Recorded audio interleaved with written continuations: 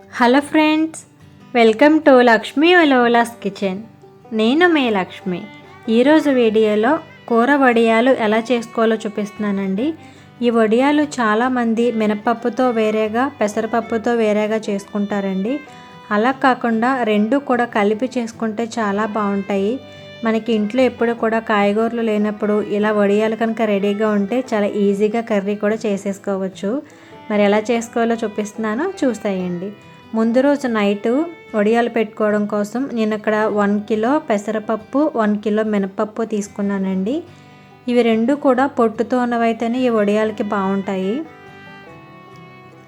ఇలా రెండు కూడా వేరే వేరే గిన్నెల్లో వేసుకుని వాటర్ వేసి నానబెట్టుకోవాలి. ఒక రాత్రి అంతా నానితే బాగుంటాయండి. అందుకోసమే ముందు రోజు నైటే నానబెట్టుకోవాలి. ఇలా నానబెట్టుకుని నెక్స్ట్ డే మార్నింగ్ ఈ రెండు పప్పులు కూడా తొక్కలు లేకుండా ఇలా శుభ్రంగా కడిగి ఉంచుకోవాలి. ఇప్పుడు ఫస్ట్ మినపప్పు కడుక్కొని ఇది గ్రైండర్లో వేసి రుబ్బుకోవాలండి. గారెల పిండి ఎంత గట్టిగా ఉంటుందో అలా రుబ్బుకోవాలి. రెండు కూడా కలిపి గ్రైండ్ చేయకూడదండి, విడివిడిగానే గ్రైండ్ చేసుకోవాలి. దీని తర్వాత పెసరపప్పు కూడా అదే విధంగా శుభ్రంగా తొక్కలు లేకుండా కడుక్కొని దీన్ని కూడా గ్రైండర్లో వేసి మెత్తగా రుబ్బుకోవాలి. మినపప్పు నలగడం కోసం కొంచెం టైం పడుతుందండి. పెసరపప్పు అయితే త్వరగా నలిగిపోతుంది. అందుకోసమే రెండు విడివిడిగా గ్రైండ్ చేసుకోవాలి. పెసరపప్పు కూడా ఈ విధంగా మెత్తగా గ్రైండ్ చేసుకున్న తర్వాత ఒక బౌల్లోకి తీసేసుకోవాలి.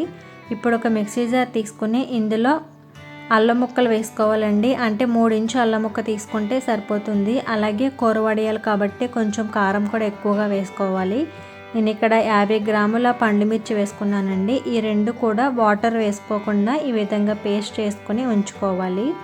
ఇప్పుడు మనం గ్రైండ్ చేసి ఉంచుకున్న మినపప్పు పేస్ట్ ఇంకా పెసరపప్పు ఇవన్నీ ఉన్నాయి కదా, దీన్ని ఒక పెద్ద బౌల్లోకి తీసేసుకుని ఇందులో 2 టేబుల్ స్పూన్లు జీలకర్ర వేసుకోవాలి. అలాగే మనం గ్రైండ్ చేసి ఉంచుకున్న పచ్చిమిర్చి, అల్లం పేస్ట్ కూడా వేసుకోవాలి. ఈ రెండు వేసుకుని ఈ పిండిలో బాగా కలిసేంత వరకు కలుపుకోవాలండి. ఇలా కలిపేటప్పుడు సాల్ట్ కావాలంటే యాడ్ చేసుకోవచ్చండి. నేనైతే ఇప్పుడు యాడ్ చేయకుండా మనం మినపప్పు, పెసరపప్పు గ్రైండ్ చేసుకునేటప్పుడే సాల్ట్ కూడా యాడ్ చేసేసుకున్నాను. ఎందుకంటే వాటర్ వేయం కాబట్టి మనం కొంచెం సాల్ట్ వేస్తే తొందరగా నలుగుతుంది. అందుకోసం పిండి ఆడుకునేటప్పుడే సాల్ట్ కూడా వేసేసుకుని గ్రైండ్ చేసుకున్నాను. అందుకోసం ఇప్పుడు వేసుకోలేదు. అప్పుడు కనుక వేయకపోతే ఇప్పుడు వేసేసుకొని కలుపుకుంటే సరిపోతుంది. ఇప్పుడు వడియాలు పెట్టుకోవడం కోసం ఒక పాలిథిన్ కవర్ తీసుకొని దానిపైన మనం ఒకసారి చేతిని వాటర్తో తడి చేసుకుంటూ పెట్టుకుంటే ఈ వడియాలు అనేవి ఈజీగా పెట్టడానికి అవుతుందండి.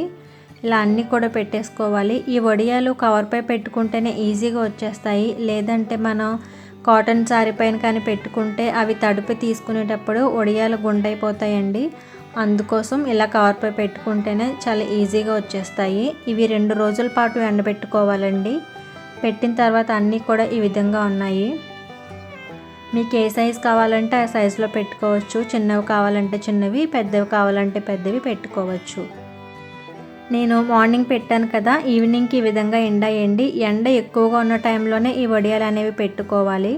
అలా అయితేనే తొందరగా ఎండిపోతాయి. లేదంటే పిండి అనేది పులిసిపోయి అవి పాడైపోతాయండి. ఇంకా 2 రోజులు ఎండిన తర్వాత చూసారా వడియాలు ఎంత ఈజీగా వచ్చేస్తున్నాయో. మనం చేతితో కూడా తీయవసరం లేదు. జస్ట్ చెయ్యిని ఇలా కదిపి వాటిని ఇలా లాగితే చాలు వచ్చేస్తాయి. కవర్పై పెట్టడం వల్ల ఇది యూజ్ అండి, చాలా ఈజీగా వచ్చేస్తాయి. ఇలా 2 రోజులు ఎండిన తర్వాత ఈ వడియాలను ఒక డబ్బాలో వేసుకుని స్టోర్ చేసుకుంటే సంవత్సరం పాటు నిల్వ ఉంటాయి. ఇప్పుడు వీటిని కర్రీకి వేయించుకోవడం కోసం ఒక ప్యాన్ పెట్టుకొని ఇందులో ఆయిల్ వేసుకొని ఈ వడియాలు వేసి మీడియం ఫ్లేమ్లో 2 వైపులా కూడా తిప్పుకుంటూ వేయించుకోవాలండి. కొంచెం బ్రౌన్ కలర్ వచ్చేంత వరకు వేయించుకోవాలి. ఈ వడియాలు అనేవి లోపల వరకు వేగాలి, అప్పుడే బాగా వేగుతాయి. ఇలా వేగిన వడియాలతో మనం కర్రీ చేసుకుంటే చాలా టేస్ట్గా ఉంటుందండి. చూసారు కదా కూర వడియాలు ఎలా పెట్టుకోవాలో. మీకు బాగా నచ్చింది అనుకుంటున్నాను. నచ్చినట్లయితే ఖచ్చితంగా లైక్ చేసి మీ ఫ్రెండ్స్కి, రిలేటివ్స్కి కూడా షేర్ చేయండి. ఫస్ట్ టైం చూస్తున్న వారైతే తప్పకుండా సబ్స్క్రైబ్ చేయండి. నేను కూర వండుకోవచ్చు అని చెప్పాను కదా, మేము ఆ వడియాలతో ఇలా ములక్కాడ, టమాటా వడియాలు ఇగురు చేసుకున్నామండి. అలాగే బెండకాయతో పులుసు కూడా చేసుకున్నాము. ఈ రెండు కూడా చాలా బాగుంటాయి వడియాలు వేసుకుంటే. మీరు కూడా ట్రై చేయండి. Thank you for watching.